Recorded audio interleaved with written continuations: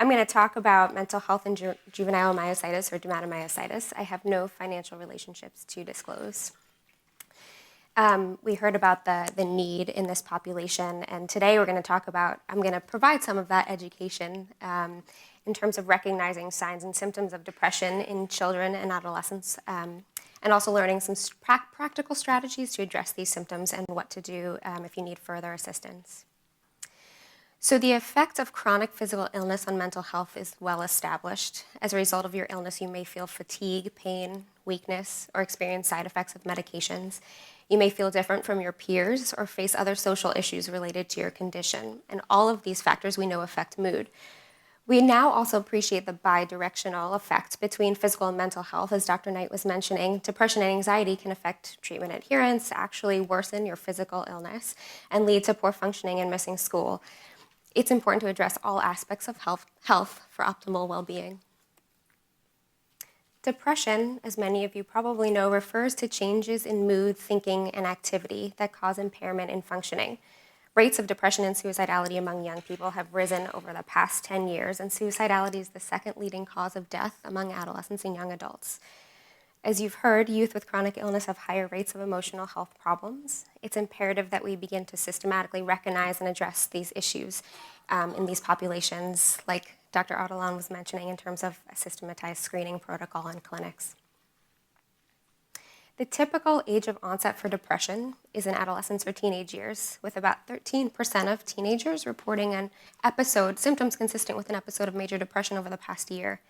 Younger children can also get depressed. However, it's much less common.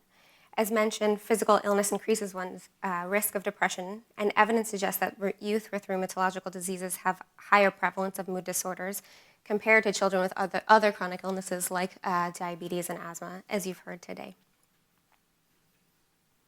So what does depression look like in children and teenagers? It's not just feeling sad.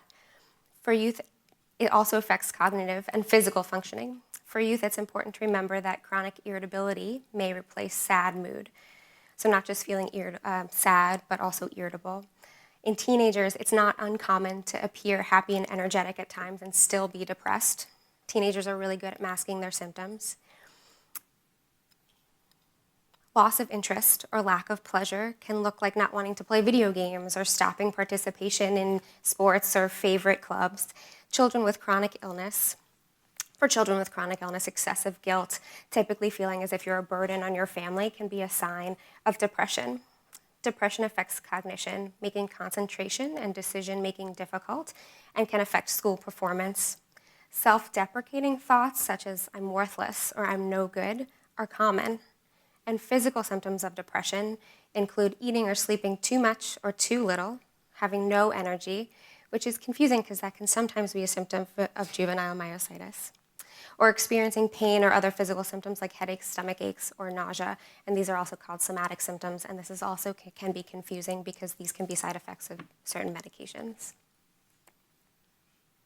So therapy is an effective treatment for mild depression, with cognitive behavioral therapy, or CBT, having the most evidence for effectiveness in children. The combination of therapy and medications has been shown to be most helpful for moderate to severe depression. We'll get into therapy and medications a little bit later. Raise your hand if you've experienced anxiety at some point in your life. Okay, I know for myself, prior to getting up for this talk, I was feeling my heart race, my palms were getting a little bit sweaty, I was feeling a lump in my throat, I was having some worry thoughts such as, what if I mess up, right? Everyone's hands should go up because anxiety is a normal, adaptive emotion. If we didn't have anxiety, we wouldn't be able to recognize and escape dangerous situations, such as avoiding stepping on a snake in the woods or running from a predator on the plains. Anxiety is that fight or flight response, and it's biologically programmed. It also helps us do well in school or at work by providing that motivation to study for a test or prepare for presentation.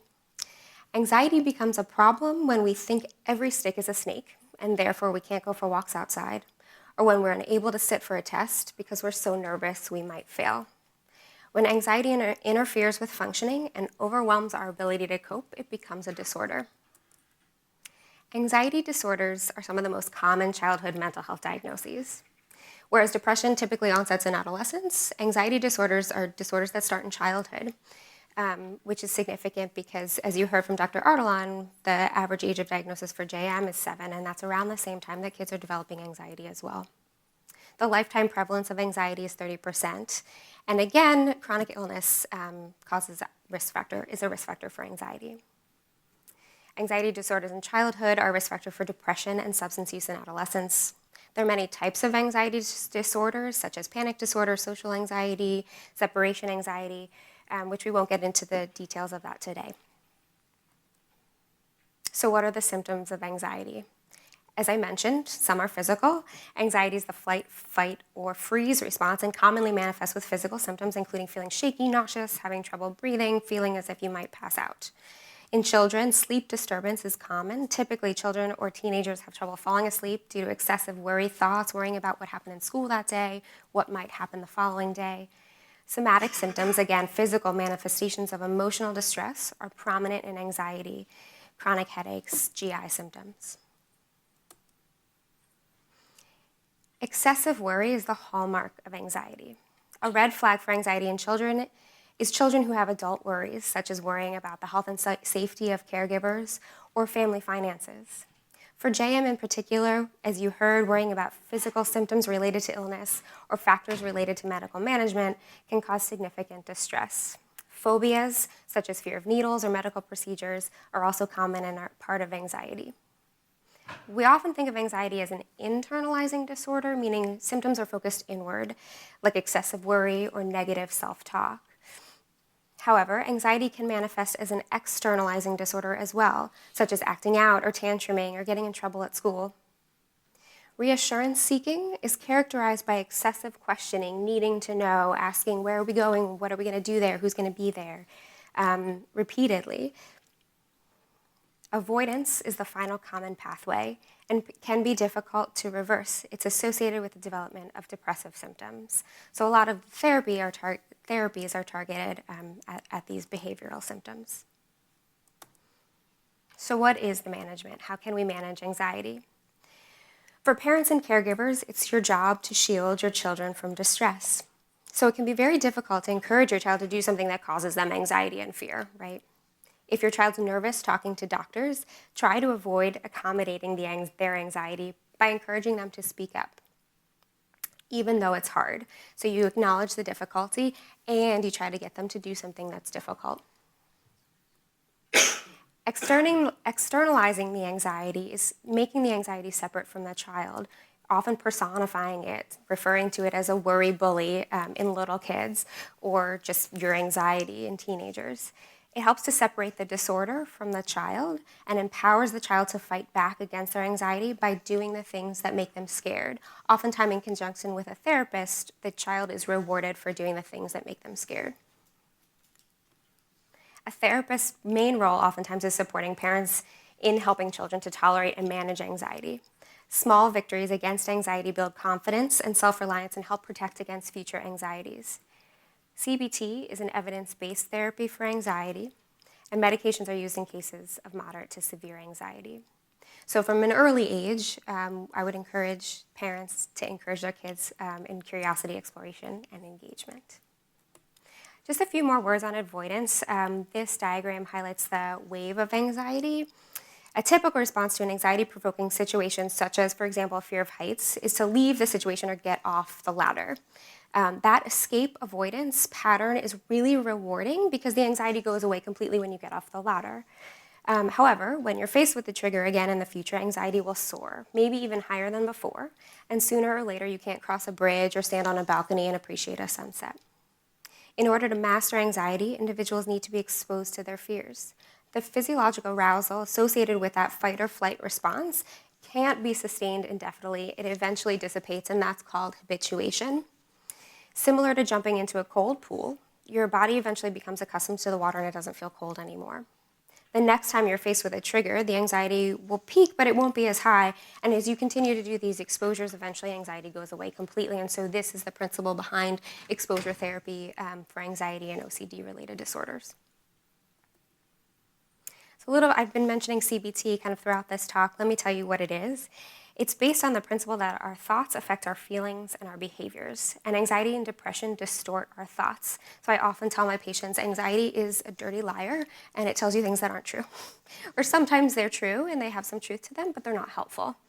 And by challenging and changing maladaptive patterns of thinking, we can help fight depression and anxiety and then feel better. And so people often talk about depression as wearing kind of dark shaded glasses. So depression affects how we think about everything. And so what are some of these patterns of thinking that I'm talking about? We'll go through a bunch of them, and some of you might recognize them in yourselves. So all or nothing thinking is thinking only of the outcomes at the extreme and not seeing any of the possible outcomes in between that gray zone. So this is also referred to as black and white thinking.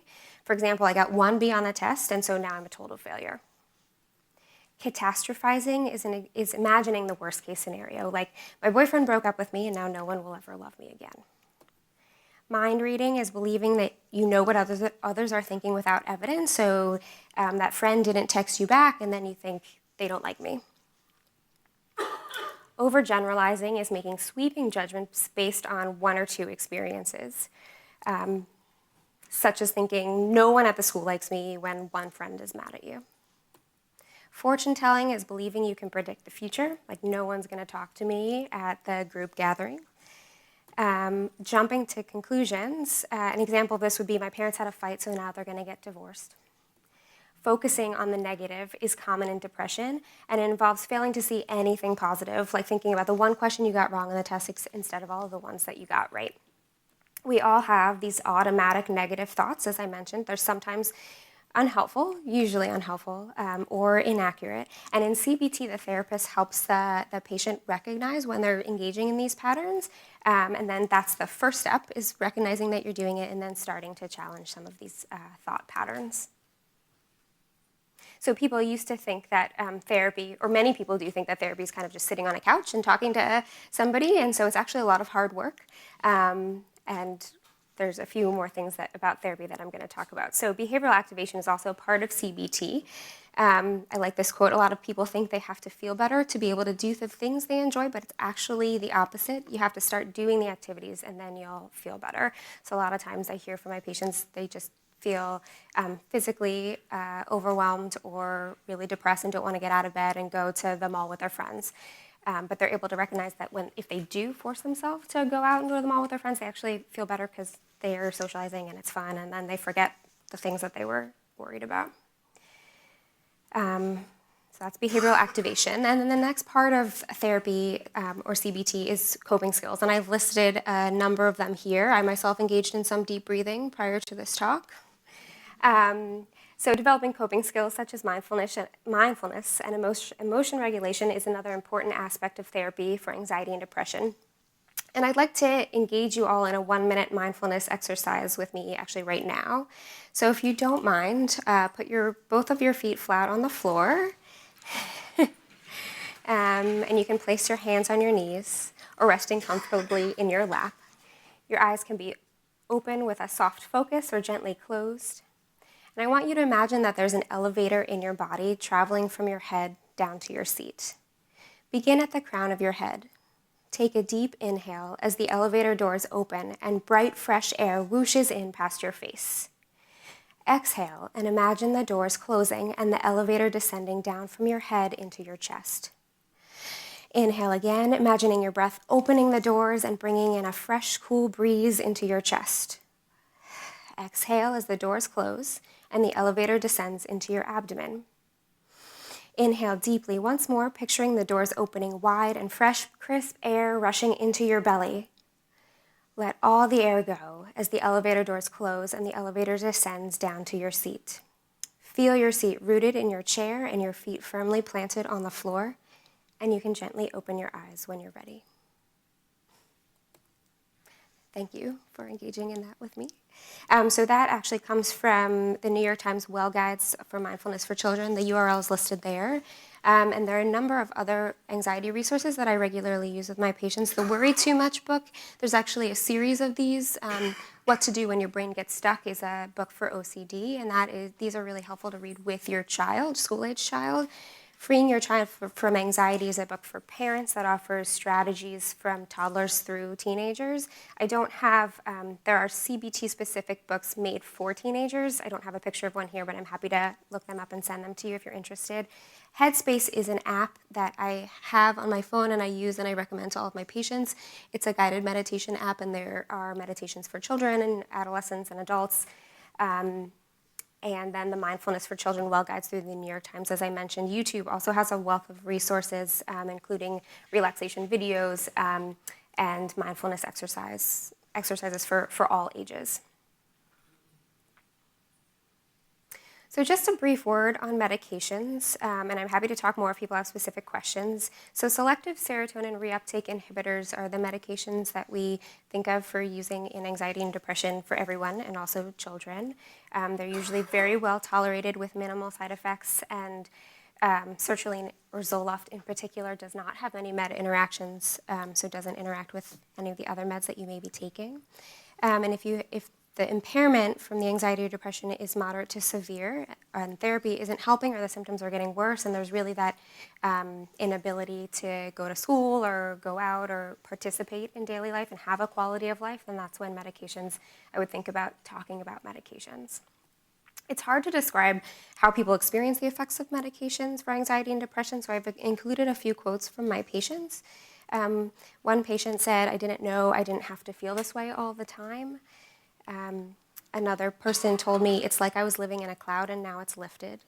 A parent has said she's more like herself, and a teenager said, "I don't get mad at every little thing anymore." So medications can be really helpful for impairing anxiety and depression. I started off by talking about the bidirectional relationship between physical and mental health. We spoke about depression and anxiety in kids, ways to recognize it, ways that you can help manage symptoms.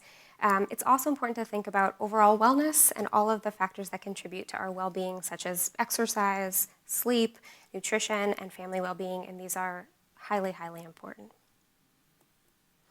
Talking about family well-being, you heard that chronic illness affects the whole family.